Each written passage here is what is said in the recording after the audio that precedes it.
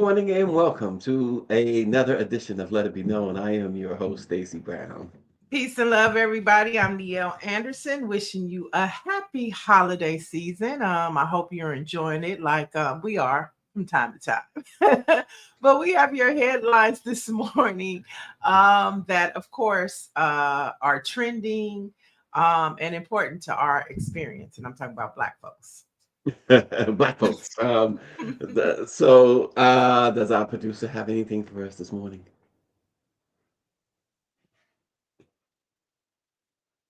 Media.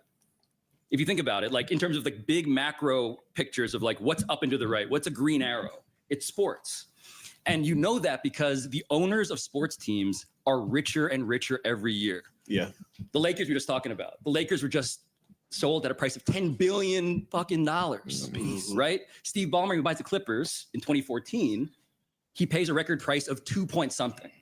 So just in that span, you get the richest people from tech especially, and now the Middle East, and now private equity, all these places with lots and lots of money. They're paying more and more. And the question is, okay, what do they want to do once they get the team? And sports is this fascinating place where you can't just buy the thing you want, right? So you could be the richest man in the world. You still got to win a title on the floor.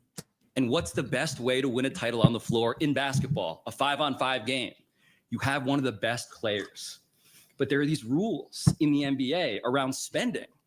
And every NBA nerd, which I am, knows it's called the salary cap. But it means you just can't spend all the money you have. There are fair play regulations around spending, which, by the way, every billionaire will tell you if you dose them with truth serum, they fucking hate. Because it's socialist, because it's this thing that prevents them from actually spending the thing that they feel like they earned to get the thing they want the most. Like, why is Mark Zuckerberg taking MMA lessons? Why is Steve Ballmer buying a basketball team? It's because all these guys, they, especially in tech, they want to feel like not only are they one of the cool kids, and what's cooler than owning a basketball team, sitting courtside as the owner of a team, it's bossing around the jocks that you went to high school with. They picked on you. That stuff you in a fucking locker. Yeah. But so anyway, this is a long run up to saying Steve Ballmer could not spend all the money he wanted to on Kawhi Leonard. So what did he do? Skirted the rules. What I allege in my reporting, which I must say because I have not yet been sued or threatened with litigation by one of the 10 richest people in the world, I want to keep it that way, is that he allegedly came up with this scheme in cooperation with a totally fraudulent company to pay Kawhi Leonard a total of what was promised to be $48 million to do absolutely nothing.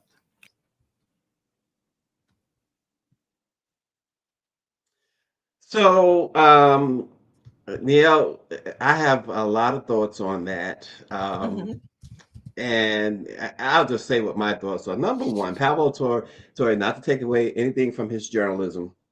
It is amazing to me how Black folks will sit there and listen and be amazed by an Asian person, a white person, who's giving them information that is so readily available to everybody, and they make it seem like, oh, it's the biggest reveal ever, and he's really spitting these facts that we don't know about, and this and that. Get out of here with that. First and foremost, the NBA did launch an investigation, and it wasn't just because of Pablo Torre's report.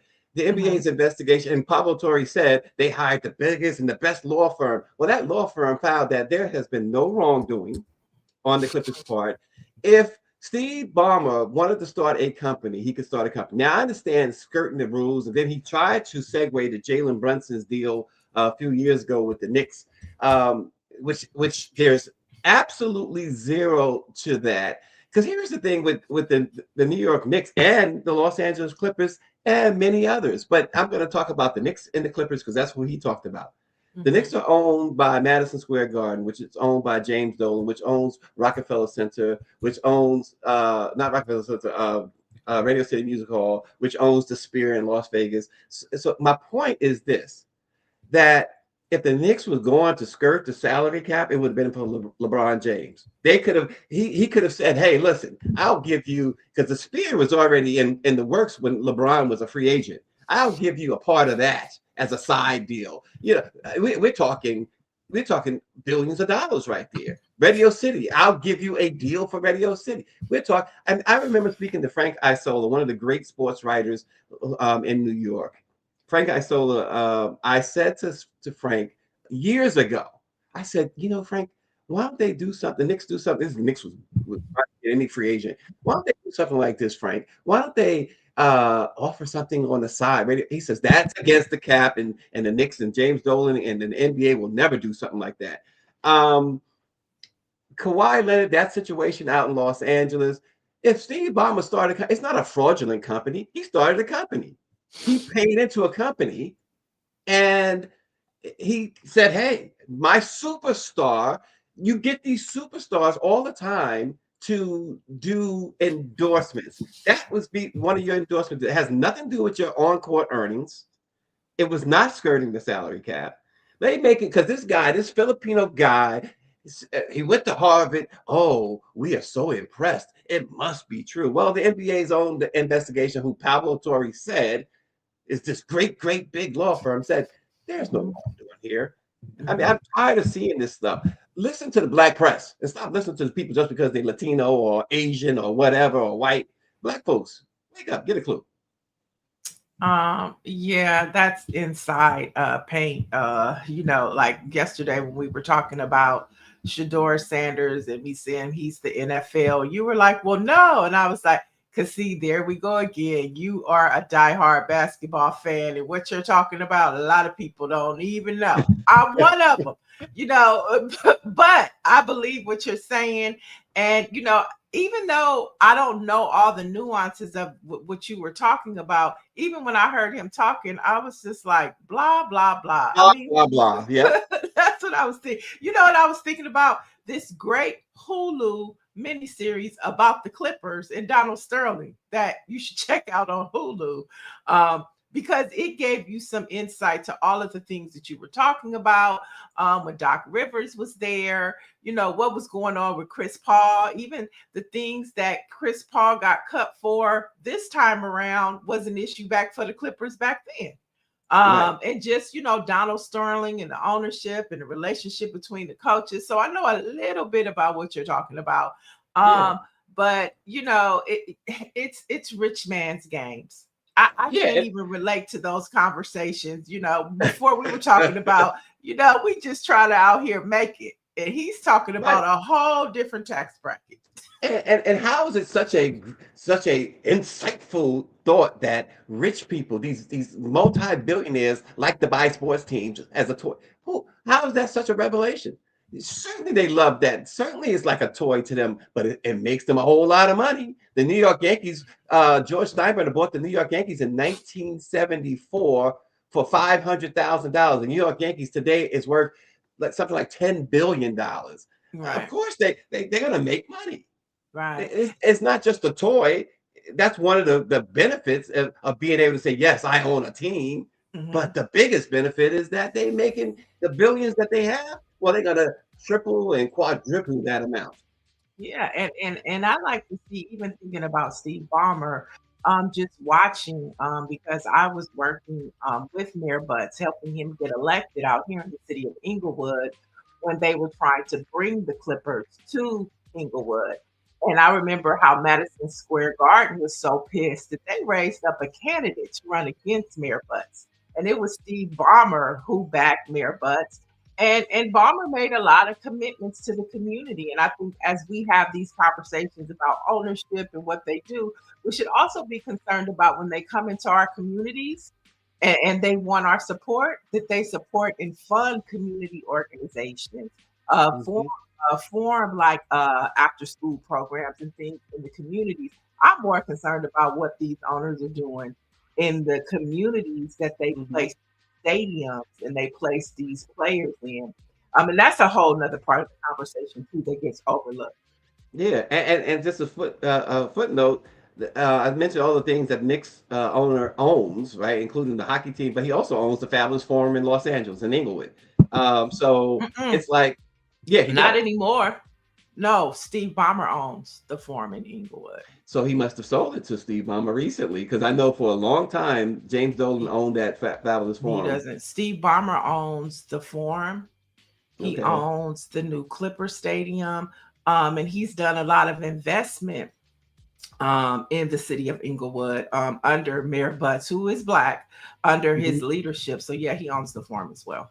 Okay. Well, see, and well, that's to my point though. It's like these guys, they this idea of skirting the salary cap. But I mean, they have so many other ways in which they can do it. They don't have to establish no fraudulent company. They have so many other interests that they could say, hey, here's an endorsement deal. Right. So I mean, miss me with all of Pablo Torre nonsense and black folks like sitting there like they're watching Saturday morning cartoons with their eyes popped out. Give me a break. Well, did he have a point, Stacy? Did he make a He had point? no point. Oh, He had no point. He tried to, bring all that Harvard stuff. It's like sometimes it seems like Joe Budden doesn't fall for stuff like that, though. I'm surprised he fell for the banana in the tailpipe, as Eddie Murphy would say. Banana in the tailpipe. But again, this is not stuff that you needed somebody from Harvard to come and tell you that this might be going on. Believe me, the NBA has always not suspected, but watch closely how teams do business when it came ever since the salary cap was implemented. So this believe me, if the Clippers if there was any wrongdoing, they wouldn't need a reporter to tell them that there was some wrongdoing. And that's just how I look at it. No, I know the conversation. Greer saying the conversation was about more than that. Yeah, I know it was, but the headline for everybody. What else was it about? Tell me. Well, again, I mean, he touched on some of it with the owners and the playground that the sports leagues are pretty much for the owners, and there was some other stuff. Only thing I know and that I paid most attention to was the fact that how they've been boosting this idea that the Clippers circumvented the salary cap. He talked about the betting too. Yes, he did talk about all that. The betting is a huge problem in the NBA. Now that conversation is one that they need to have more. That part of the conversation. But is that with the players? Is that about the players or the owners? No. So the owners are making the money from doing the deals with FanDuel and Caesar Sportsbook and all these other, they are making. But here's the problem, Niele. The players, Major League Baseball just suspended, and probably for life, two pitchers. Well, one pitcher for the Cleveland Indians and another player for betting on baseball. Pete Rose, of course, can't go into the Hall of Fame or couldn't go into the Hall of Fame all these years for betting. I remember that. I remember that. And you got all these other the referee, the idea that that field goal. We talked about the field goal the other day. Why did he kick that field goal? Right? There was no reason to kick that field goal. Is it because they were trying to meet the point spread? See, it's all of that stuff, the cheating that becomes not just from the fans, of course, the betting, but the players. The players have you got NBA players being arrested by the FBI because of the betting. And now you make it so tempting. It's all throughout the game. You go into any arena, FanDuel is everywhere. Sports book this, sports book that. See, I didn't realize that. See, I didn't realize all of this was going on. And so my question is, should betting be allowed in sports like that?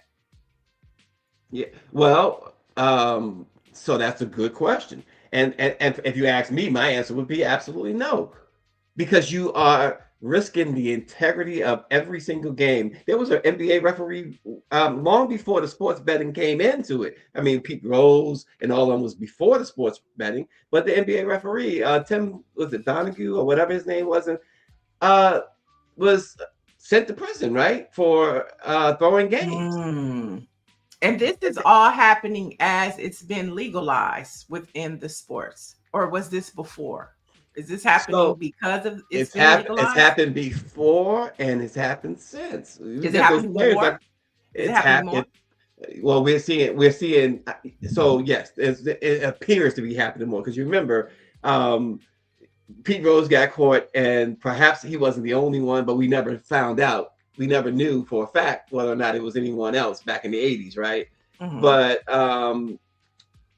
today, you're getting players arrested, charged federally for throwing games or manipulating the scores. You got Okay. players claiming injury that they don't have, or players missing free throws that they would, or intentionally missing free throws that, you know, you got a 95% free throw shooter and he goes up to the line with the game on the line and he misses 2 free throws. The suspect.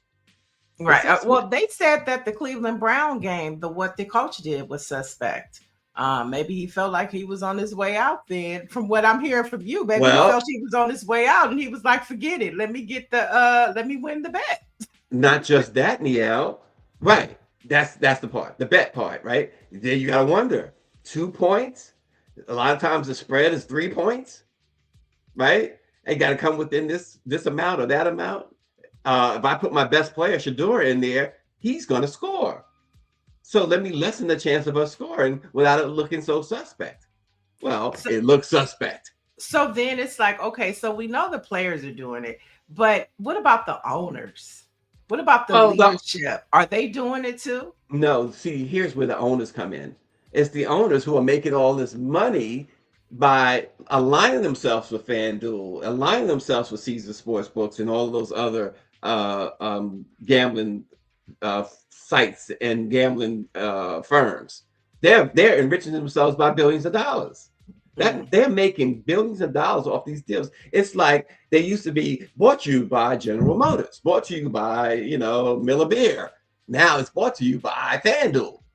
FanDuel is pouring a whole lot more money into these sports leagues than GM and Miller and all those other companies ever did. And where does Donald Trump sit on the side of all of this? Is he for this? This helps me make my decision. This is going to help me make. Where does he sit on all of this? I don't know. I don't know, but I will say emphatically, it does not matter. First of all, you know, wherever the billionaires go is where Don's gonna go, right? And these are all billionaires we're talking about that's making this crazy money. And yeah, the player should be. It's a temptation for sure. But you know, Michael Jordan famously used to go to Vegas in between games and drop $1 million in Las Vegas. You know, and so was other players. Charles Barkley's a huge gambler, or at least he was. I don't know if he still does. I don't follow him. But these players, they gamble.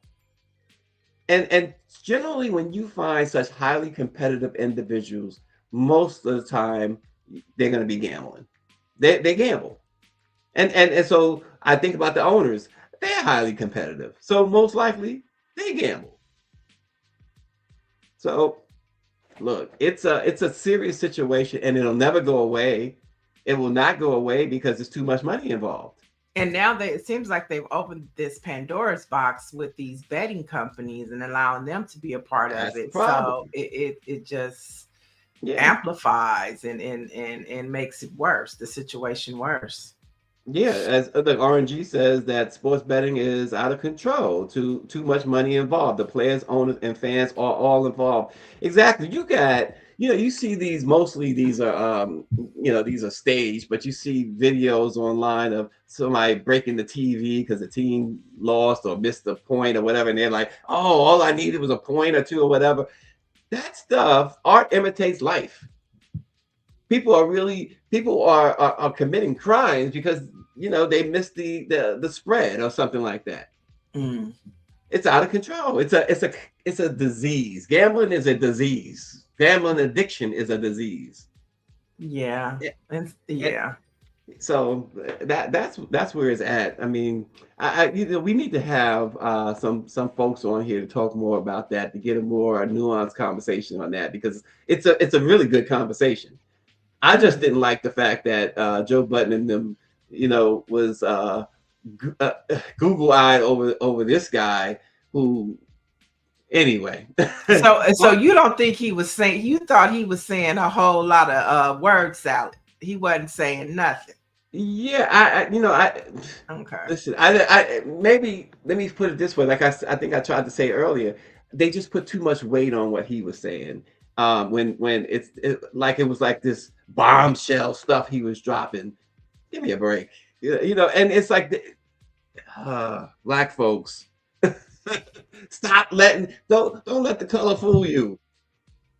That's all I'm saying. And you know, I know Button is usually really, really different, but he gave this guy this platform and made him look like he was some sort of genius, breaking all this revelation Damn, stuff. Give me a Stacy. break.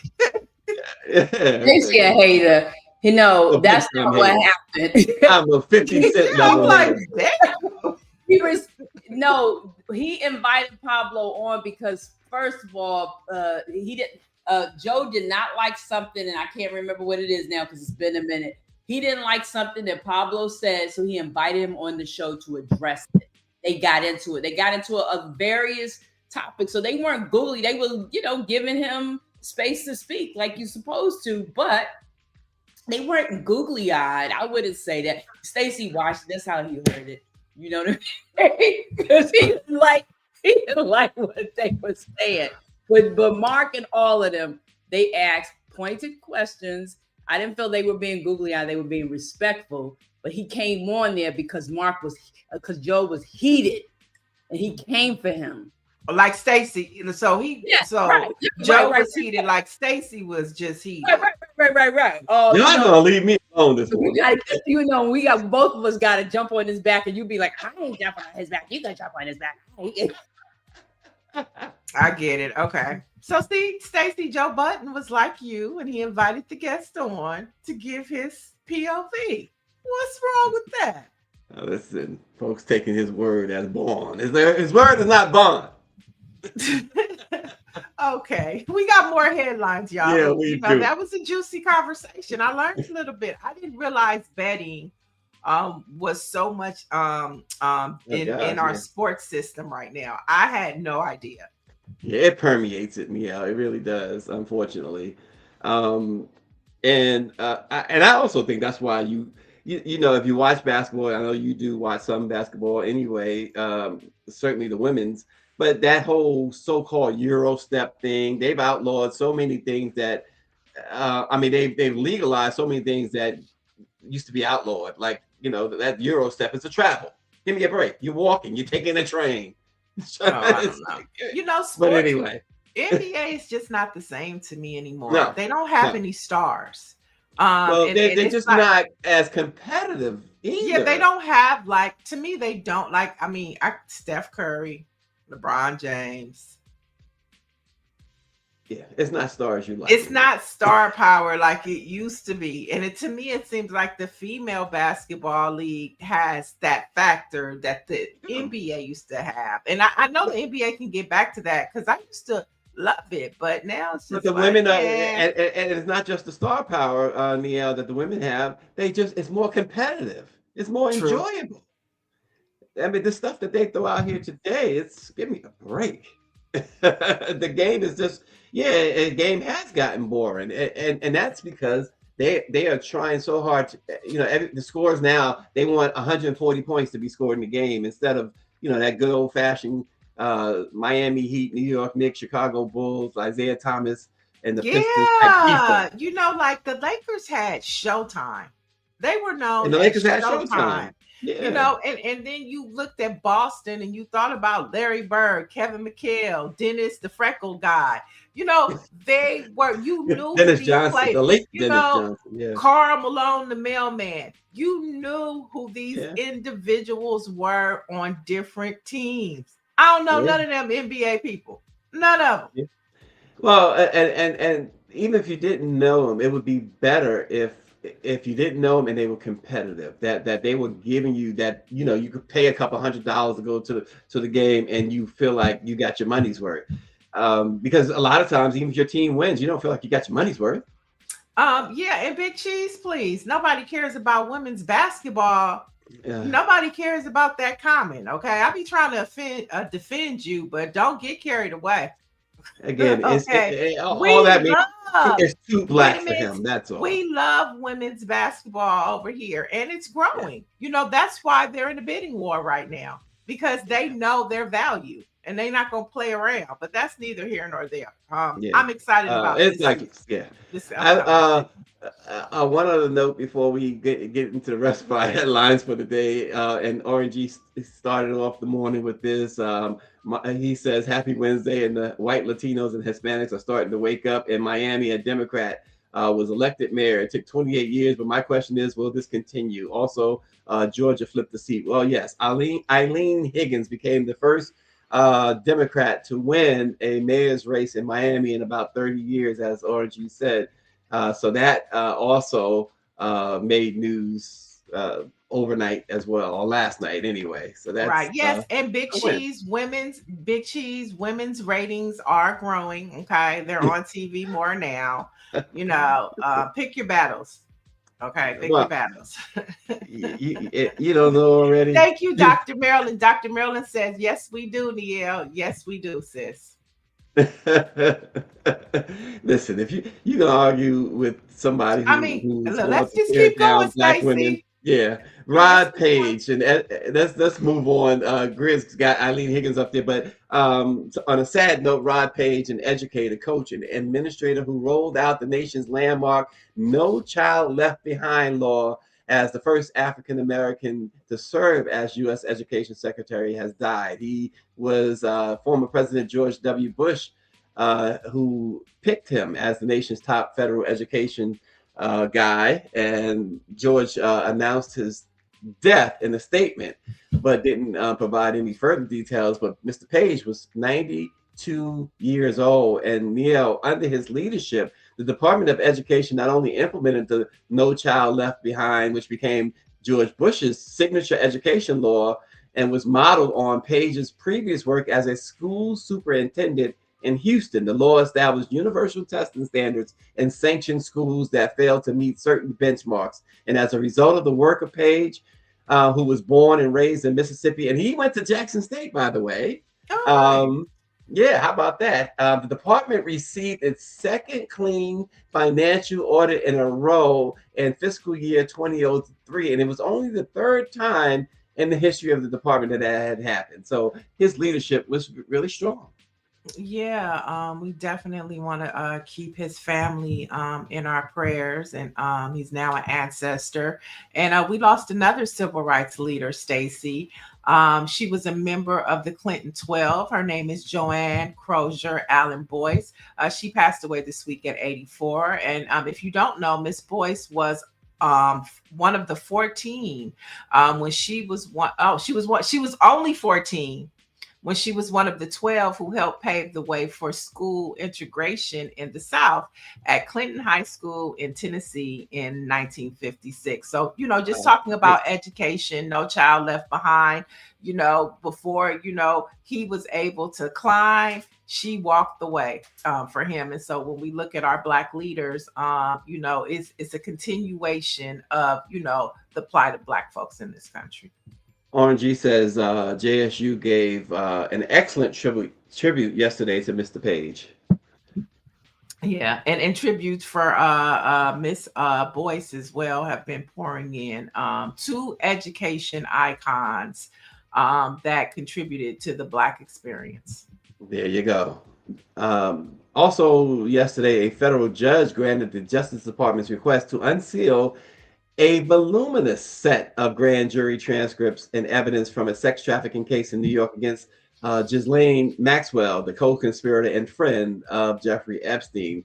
District Judge Paul Engelmayer granted the request after the Justice Department renewed its efforts for the material to be made public after Congress passed and Trump signed a law that requires the department to disclose records related to the past investigations. But how transparent will it really be, Niele?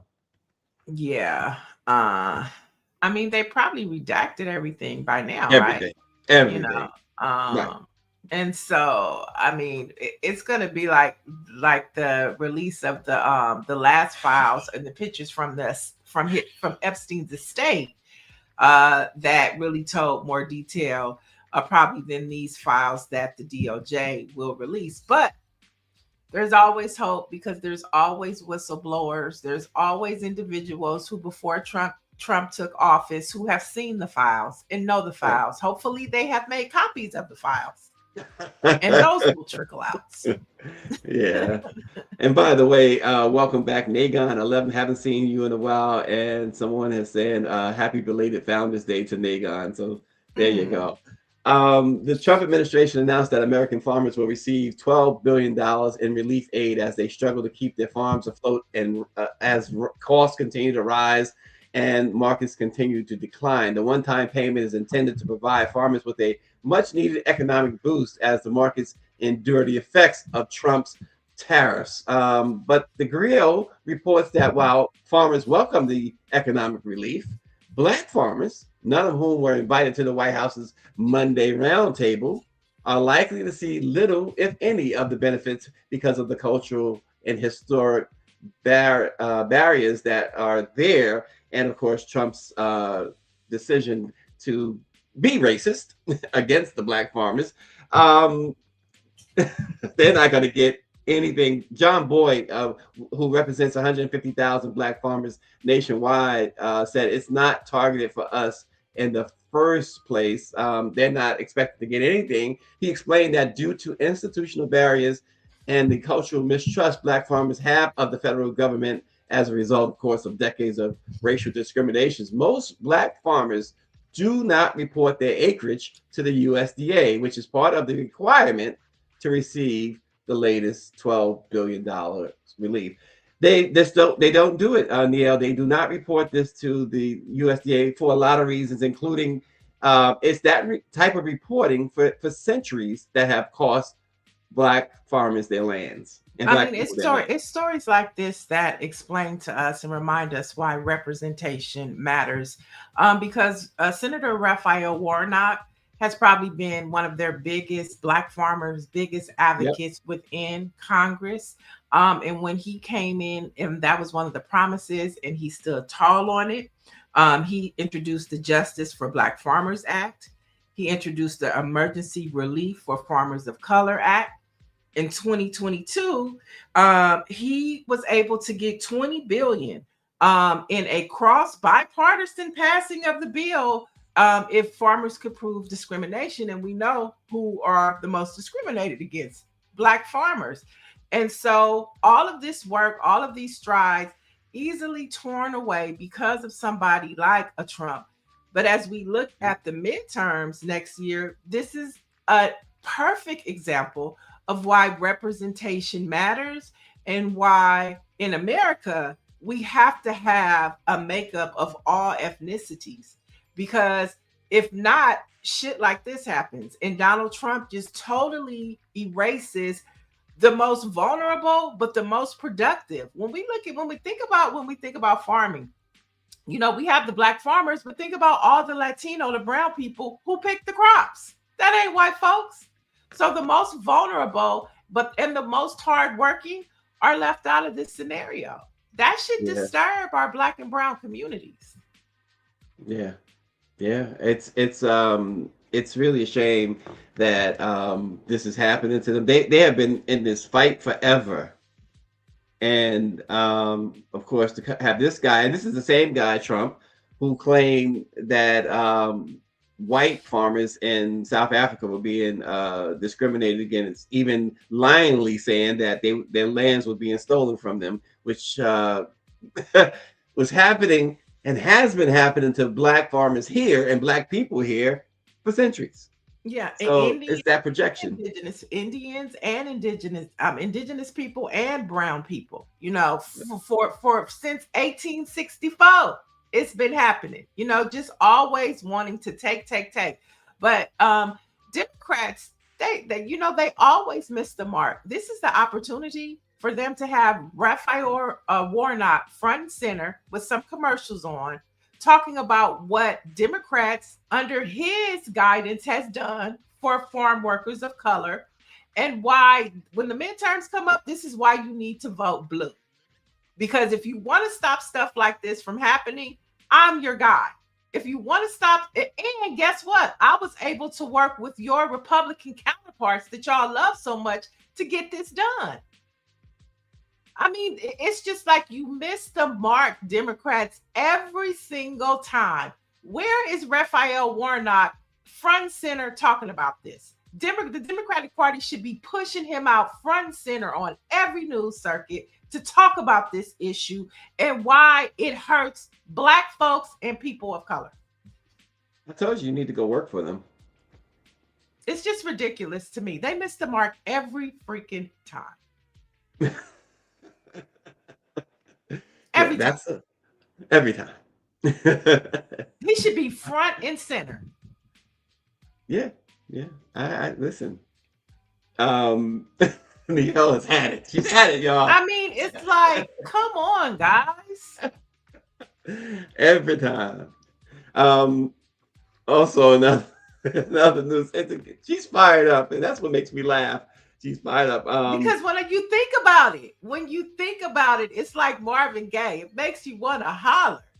Okay, because it's like nobody knows about the impact of farming on people of color better than Raphael Warnock, because he campaigned on it, he fought on it, and he won on it, and he was making strides. So why wouldn't you use the voice to rally the base? And again, Greer points out, it's a great point that circulated yesterday too. She says Trump doesn't care. He calls Black women the B word on live TV. Yeah, he did. Imagine that. He told Omar, Rep Omar, to stop bitching. And then he turned around and said, Black people, he was like, Black people know about scammers. They know about it all so well. I mean, he cut a fool yesterday. He acted like he was back on the campaign trail, and it was like, oh my God, not again. Well, just at a Klan rally. Just at a Klan rally. That's all. And it's just so bizarre that, again, that people like Byron Donalds and Tim Scott, they will never call it out. It's so absurd. And what was worse, and Greer's right, the cheers when Trump said that, the cheers that went up. But Black folks, including those who come on this program, who watch this program, who support Trump, will not call it out. They won't call that out. But I mean, it doesn't. They don't even matter. The percentage of them is so low. I mean, it's not. I understand that, but it doesn't. You got at some point. It's like, show some backbone, show some heritage, some pride. You got idiots here who will say exactly, excuse it as, oh, that's just Trump being Trump. Yeah, I mean, listen, it is Trump being Trump, but it's okay that you just go along with it. We're supposed to be, you're supposed to be, I should say, foundational Black folks, and you allow a white supremacist to call your Black women B words and other things and worse. I mean, give me a break. So it takes away any legitimacy you may have claimed to have had, as a quote unquote foundational Black American. You have no legitimacy when you sit there. I saw Joy Reid, calmly and nicely tear Stephen A. Smith apart, for his misogyny and against Black women. And so, come on, give me a break. Ben Crump is at it again, at the good stuff.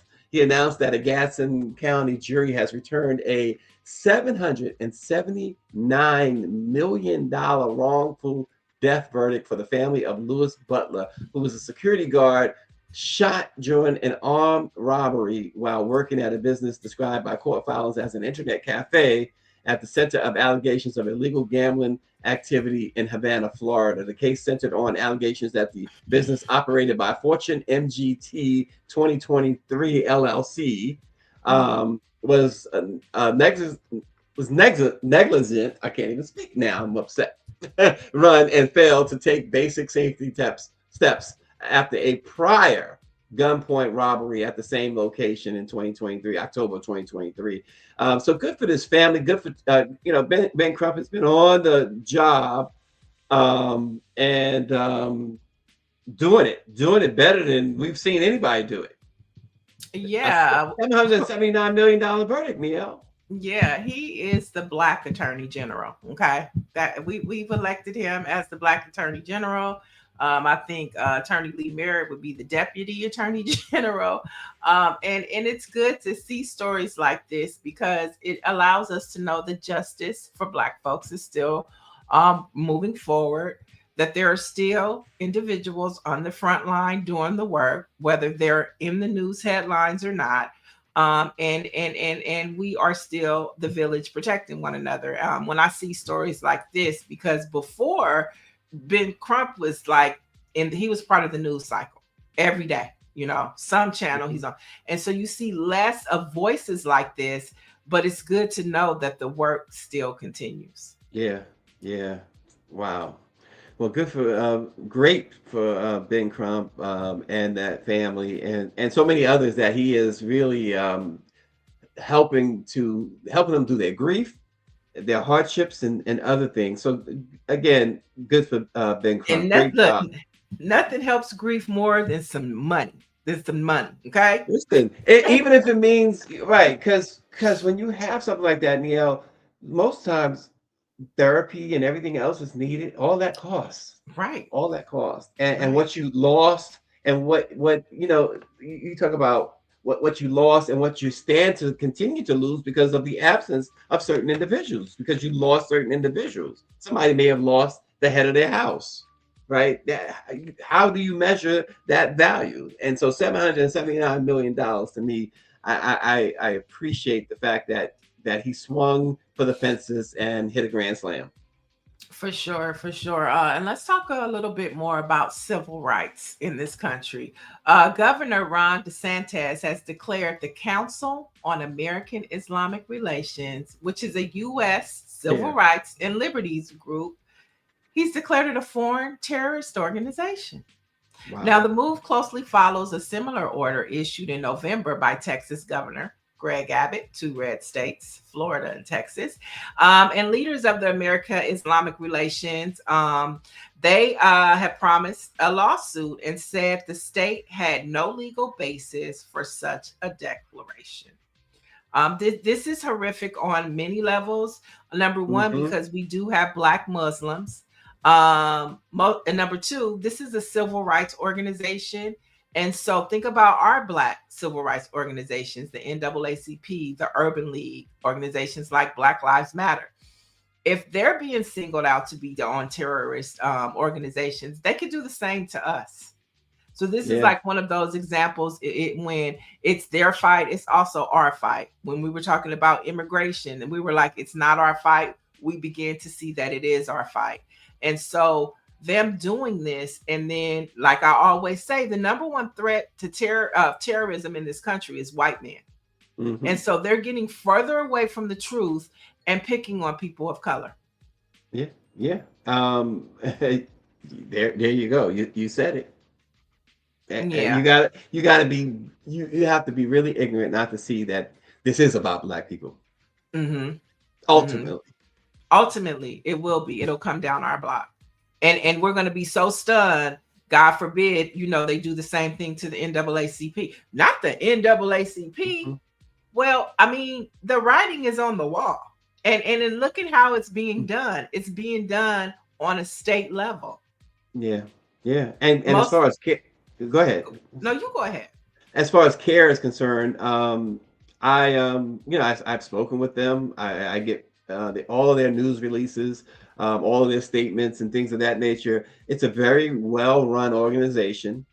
I have not ever seen any twinge of that they are some sort of terrorist group or whatever DeSantis want to spew. These are people who are working for their people. Right. And think about what the Civil Rights Act was. The Civil Rights Act of 1964. Think about what civil rights are. How can you call a civil rights organization a terrorist organization? when all you're fighting for is equal rights, Yeah, basic rights. they do very similar work that the ADL does. The ADL protects the interests of Jewish individuals and Jewish organizations, and Mhm. CARE does the same for Muslims. So there you have it. The civil rights organizations, Black ones, it's like we are the foundation of all of that.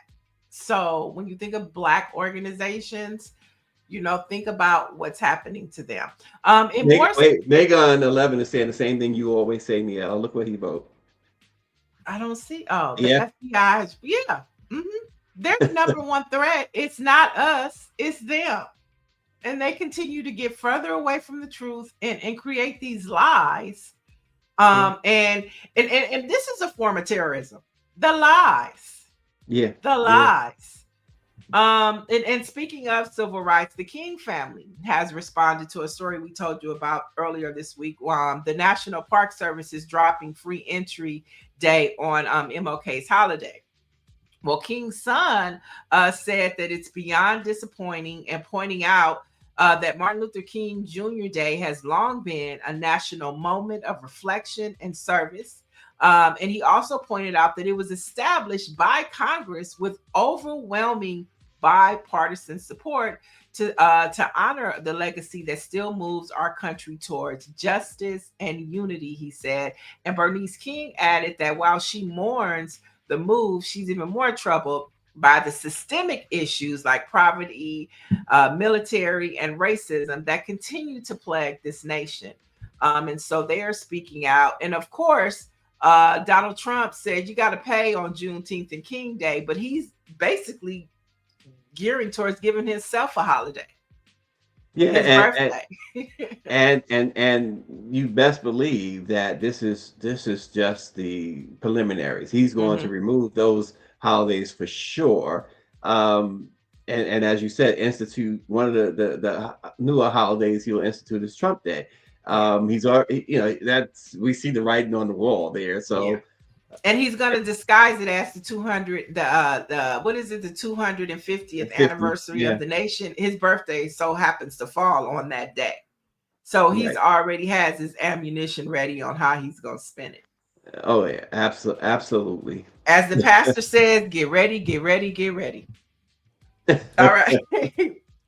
Let's head to New York. The New York New Borough Council voted this week to approve a capital reserve fund for an African American burial ground memorial site in Downing Park. Now, the matter has been in the works since 2008 when human remains were found under the former Broadway School. That's the school right there. Currently, 99 exhumed bodies remain of African American children, women, and men, and they're being preserved at a local college. And then the site was a burial ground beginning in the 1830s through the 1860s. After which, during the passage of time and redevelopment, its identity was lost during the 20th century.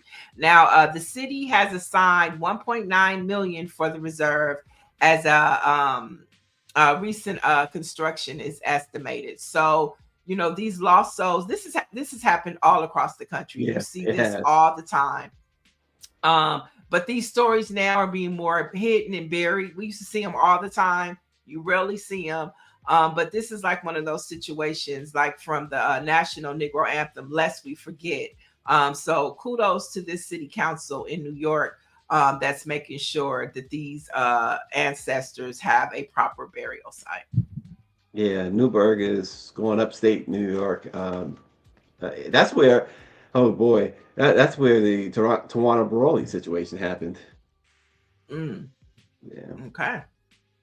All right, let's head down to Yale, where the department that studies people of African descent in the United States, the Caribbean, and Latin America has changed its name to the Black Studies Department after 55 years of being called the African American Studies Department. Now, 3 professors in the department told the news that the change was made to reflect a growing number of new professors whose regions of study extend beyond the United States. Now, the Trump admin or clan, whichever you prefer to call them, still has not explained the addition of Trump's. Oh, that's a totally different story. I'm sorry, it got mixed up, y'all. Okay. Story. Let me go back up. That was I knew something was missing with the other story. But the bottom line with this story is, do you think, Stacy, that they changed the name because of all the DEI conversation and regulations that Trump is, imposing on different institutions? Do you think they changed it for that purposes? I'm pretty sure, but I'm not sure that changing from African American studies to Black studies is going to help. Well, I figure African American says DEI. And then, the definition of Black studies, they're making it broad to where it's not about African Americans. It's about just Black people. Yeah, right. And I don't think that that's going to fly too high with the Klan either. So we'll see. but to the short answer is I don't see any other reason why they did change it. Right, but for that purpose, right? To maybe try to find a loophole. Exactly. So we'll see if that flies with the Trump admin, to see if Black studies is okay instead of African American. Now, do you think that the Trump admin is gonna make us make the B lowercase again? Because remember, he can do all you want with that. The Black press will continue to make it capital B. It's a capital B, but he might say no, lowercase, or make it a capital W. Yeah. If they get a capital B, we get a capital W. Yeah, well. And now let's talk a little pop culture before we get on up out of here. The trial for Keefe D, the LA Crip arrested for being involved in the murder of Tupac, his trial has been pushed back. Now, this is due to a flood of new evidence in the trial of the former gang member whose real name is DeJuan Keith Davis. Now, the trial is now currently set for August 2026. And it's been moved about 4 times. Now, his attorney requested that the trial be delayed due to the volume of discovery they need to access. And the prosecutor did not object. Now, Keefe D has been incarcerated since he was arrested back in September of 2023. And all of the speculation is, does this have to do with that documentary? And are they now looking into P. Diddy? So the thing with these trials, we hear a lot about trials, murder trials, in particular being, delayed or pushed back or whatever. One of the benefits of that, if you are a defendant, and in this case, Tupac was murdered in 1996 or something like that, 7, somewhere around there in the 1990s. We're getting further and further away, and so any witness that is called, a good defense attorney, any witness called by the prosecution, a good defense attorney will certainly use the fact that, are you sure about this? This was 40 years ago. How could you be so sure? And they can really trip up a witness, even if that witness is telling the spot on truth. But because it's so far away, it benefits the defendant in this case. So whether it's about the Diddy trial, or whatever, it does benefit them to have it pushed back further. The downside is that he stays incarcerated while he awaits trial. Now, Dr. Maryland says, asked, didn't Keefe D admit he killed him? Then why have a trial? He has not admitted that under oath. He has not admitted that to police. What he did to the police officers, it's actually in the documentary. He did acknowledge it. He wrote it it was in a book. Not that he pulled the trigger, but he was, affiliated with Tupac's murder. Right. Yes, he did admit that. Right. So he's charged with the murder of, which he said he's not guilty of. He's charged with the murder of Tupac, right? He's charged. Yeah, no, for being involved. Okay, so then it lends weight to Dr. Maryland's question. I don't know that you can't have it both ways. I mean, if you admit under oath that you did something, then you can't take that back. Now he could have told the police that, or unless his defense is going to be the classic, well, they made me say I did it. If he actually told the police that he did it, that's his Yeah, I only mean, if defense. you look at the if you look at the documentary, he admits to being there. He admits to that they did it. He's saying that they did it. But he also in this documentary talks about how Diddy put the bounty on Tupac Mhm. and Suge Knight's head. And Right. so with all of this new discovery, one questions, is this part of the reason? You know, are they going back? Are they, you know, because this is typically how the Justice Department works. You know, I've seen it happen many a times. You'll be in prison like Diddy for one thing, and then they're able to go and then they'll pile a whole new case on you. They'll do that. And so that's why many are questioning, does this have anything to do with Diddy, especially since the attorney went and asked for more time because of all this new discovery that he so-called been revealed to him. And then you have this documentary that is saying that you hear Keefe D say that Diddy and the middleman and him getting the payment and then him only getting half because Suge wasn't killed. So it just makes you wonder. So here is the very latest I see, Niele, that he pleaded not guilty to the first-degree murder charge, and his attorneys, the defense argues, his attorneys are arguing that his previous admissions of involvement made in interviews and in his memoir were for, quote, entertainment purposes only. They also filed a motion for dismissal, which the judge denied. But they're saying that these admissions and in the documentary you speak of were for entertainment purposes only, and they also claim that he never told a police officer or a law enforcement personnel that he did the crime. So he is saying not guilty. The audio's there. Right.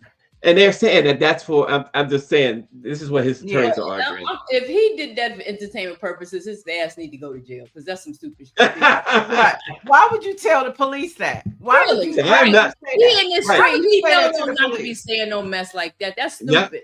Yeah. That's Listen. stupid. And the thing I am is, not defending him. I'm just telling you the facts. The fact is that this is what he's. Suge knows exactly who shot Tupac, and he has kept that to his chest. And as a matter of fact, a lot of people in that inner circle, Mace, all of them, they have some idea, and they're never going to say it. And to me, Mace is the only smart one in this thing because he ain't saying shit. But again, Dr. Maryland asked the question, and this is how our justice system works, right? You have a right to a trial, and he's elected that trial, and his excuse, which sounds very, very flimsy, that what his admissions were only for entertainment purposes. It's dumb, yes, but that's his defense. I mean, but I think I see what you're saying, but you know, there's more to this than that. I do believe there's more to this, and I also believe that it's all in connection. You know, Diddy should be concerned. He should not. If I was him, I would not be sitting comfortable right now, because there's probably all types of deals being negotiated for, to try to tie Diddy to this. I mean, it happens all the time. To your point, I mentioned reasons why it's positive for a defense, a defendant to have a trial pushed back so long. Well, the other side of that too is what you're saying. Could it be that he is working on a deal to, say, hey, Diddy was the one? So that's very plausible. But folks, our justice system says if you plead in court not guilty, you have to have a trial, whether you did it or not. And I agree with y'all. Ain't no way in the world he gonna go on a documentary and say he did this and he didn't do it. You don't say that you killed Tupac Shakur unless you killed Tupac Shakur. You just don't. Yeah, and I mean, that's why I say I encourage you to go. Maybe it's in episode 3. Where he comes into play and you hear all of this audio for him, and he basically takes you through. And see, I've never heard this audio before. Apparently this audio is extremely old. But he takes you through the entire scenario, and they show the video footage. Right. They talk about the chain being snatched. Like, these are all things that we knew, but he's actually saying it, and he's actually pinning Diddy and this drug lord, this drug kingpin out of New York, who was the middleman who actually introduced Diddy to all of the Crips in LA.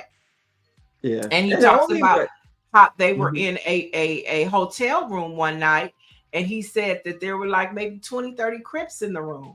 And he was like, he couldn't believe what he heard Diddy saying. Diddy straight up put $1 million bounty out on Tupac and Suge's head.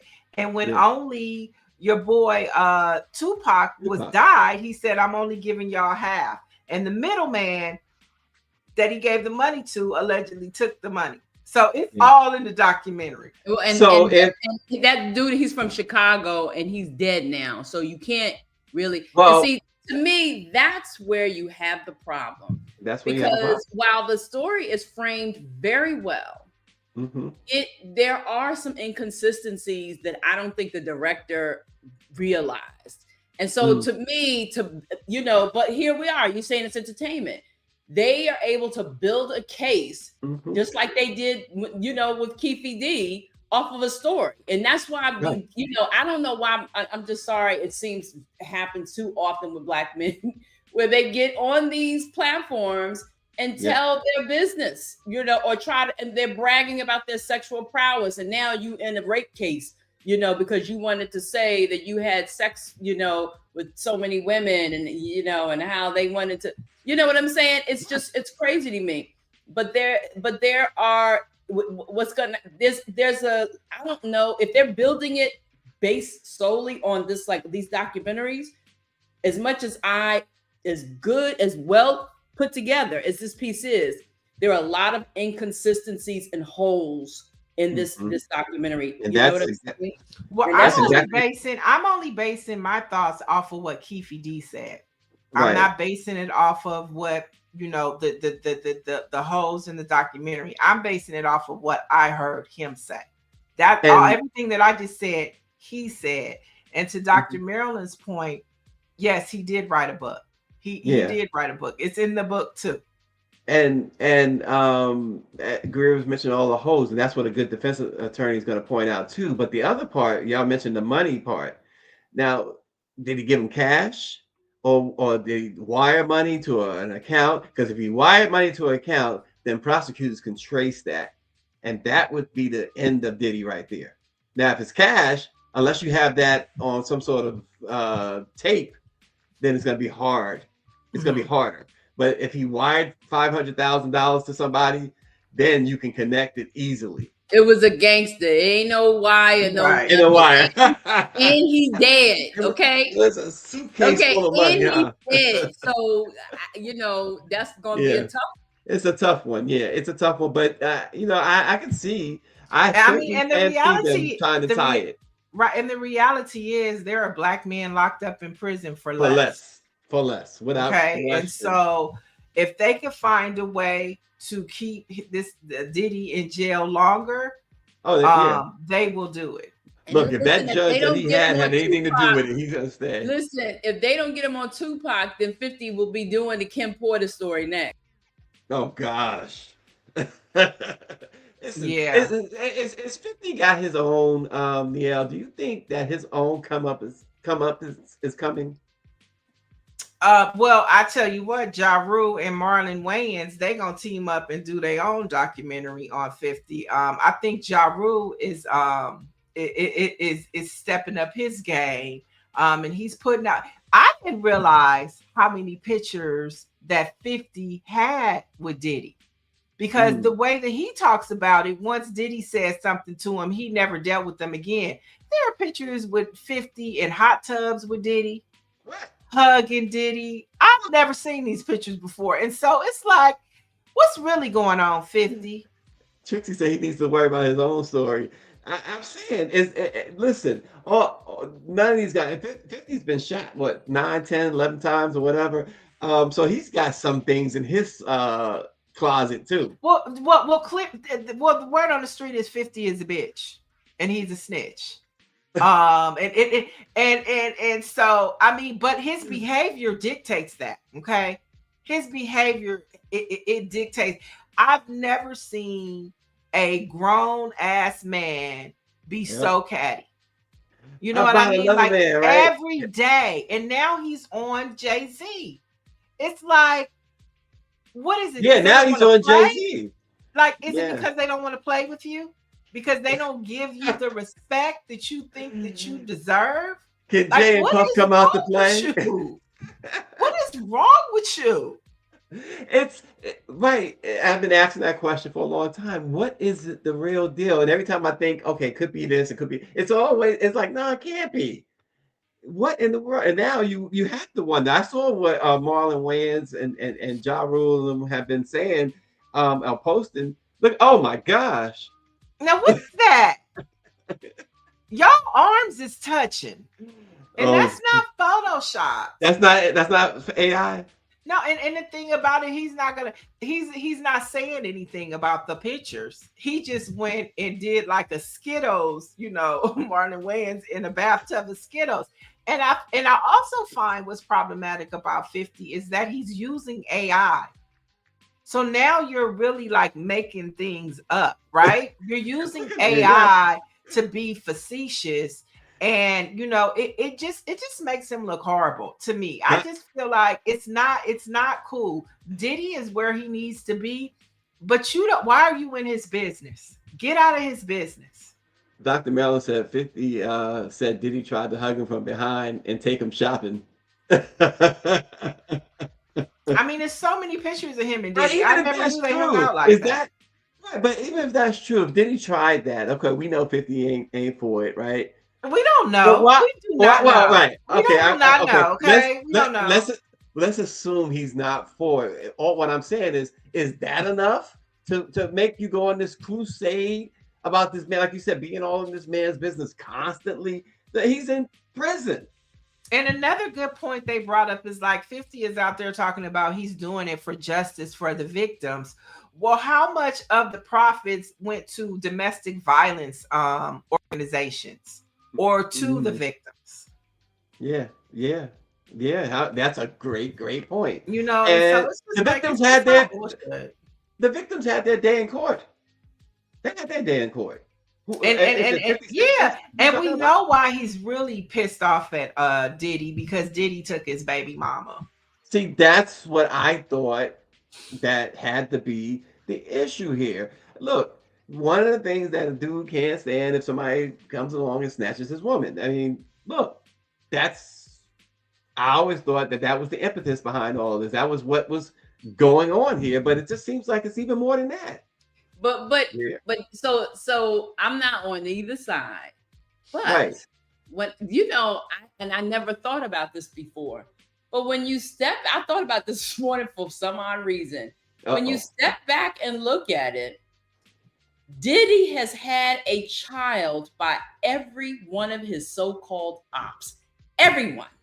Mm-hmm. Every child that he has was with a woman. The women were with somebody he didn't like, or he wanted to get in their spot. Everyone, even the Courtney. What other is it? Courtney?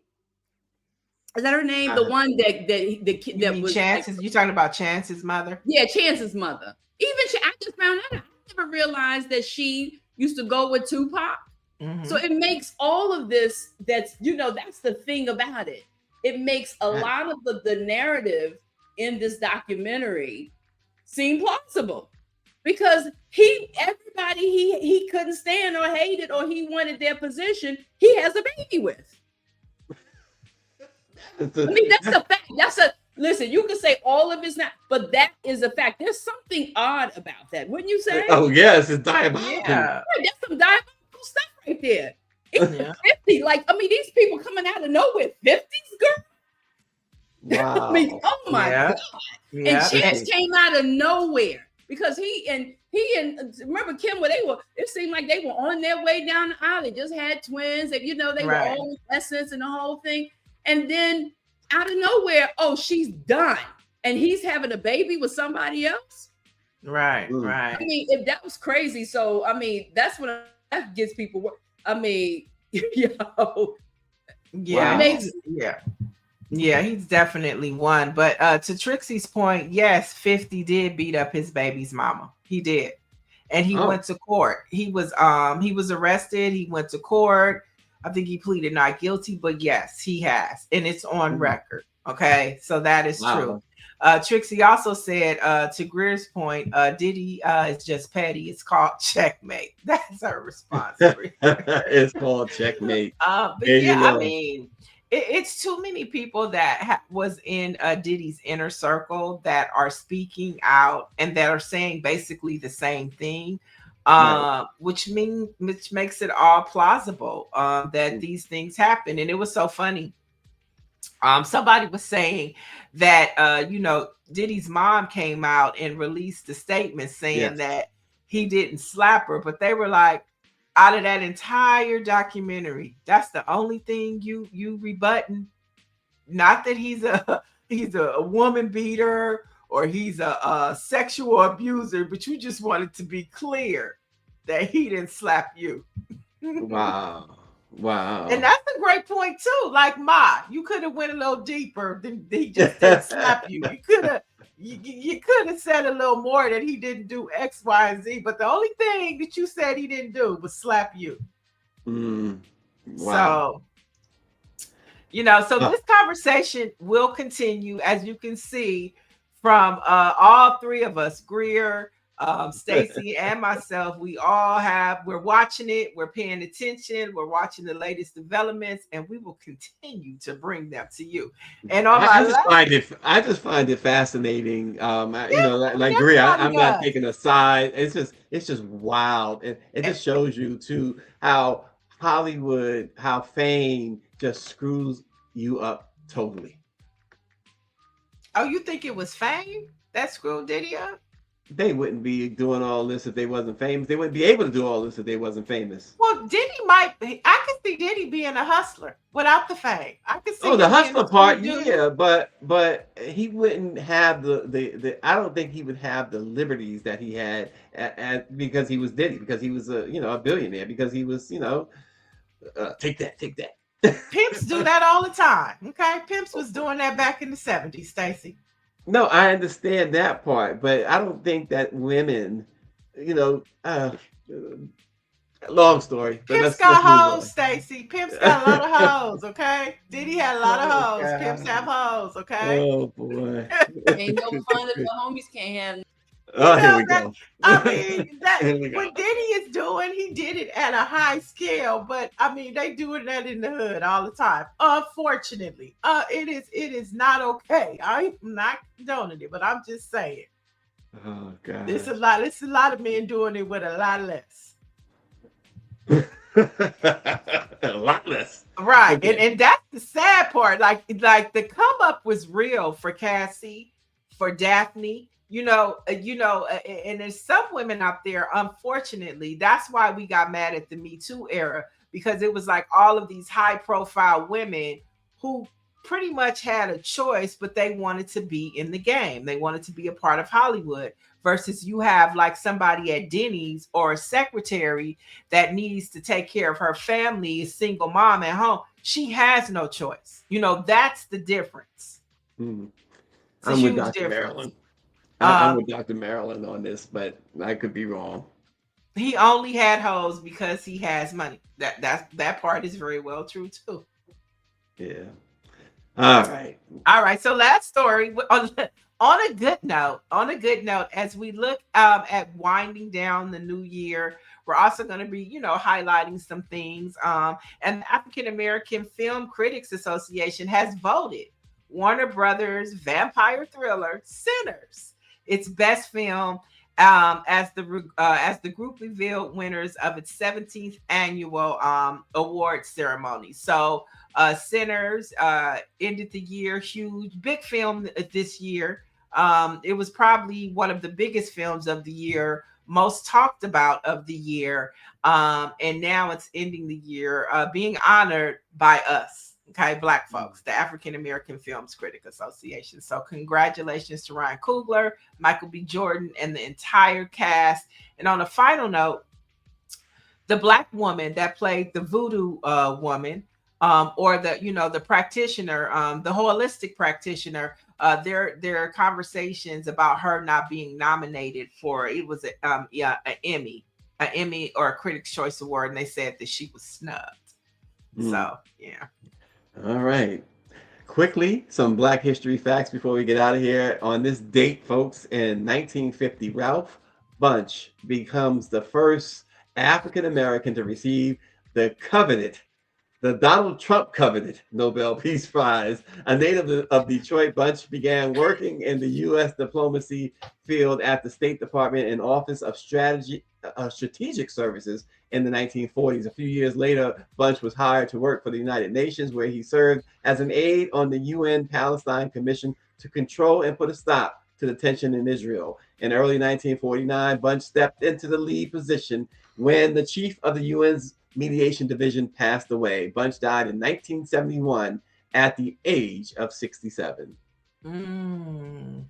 Yeah, Donald Trump could never. Okay, he can't even order peace in the own country he runs. But we remember Ralph Bunche. And thank you, Nicole Daniels. It was a Golden Globe that she got snubbed. And so there's conversation circling around that.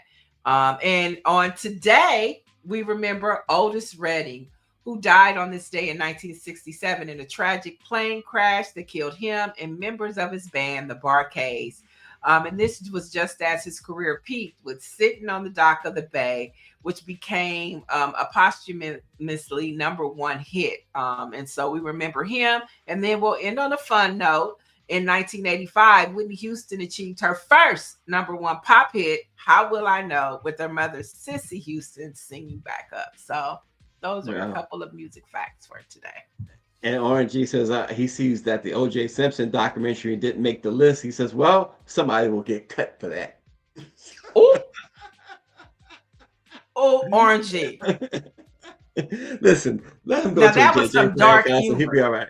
That's what you call dark humor. He'll be all right. Once he sees JJ Fad again, he'll be all right. That's some dark humor right there, RNG. Oh my gosh, what is this? Whitney's was originally intended for Janet, but Jackson. And her team felt it didn't fit the new musical. Okay, well, good, because I think it was a better fit for Whitney. So that hey, sorry, Janet. Can you imagine Janet Jackson singing How Will I Know? No. I'm gonna say a blanket no. Whitney. Anyway, folks, we got some new news on Black Press USA. So head over. Head over there. Thanks for watching. Let it be known, folks. We will see you again tomorrow.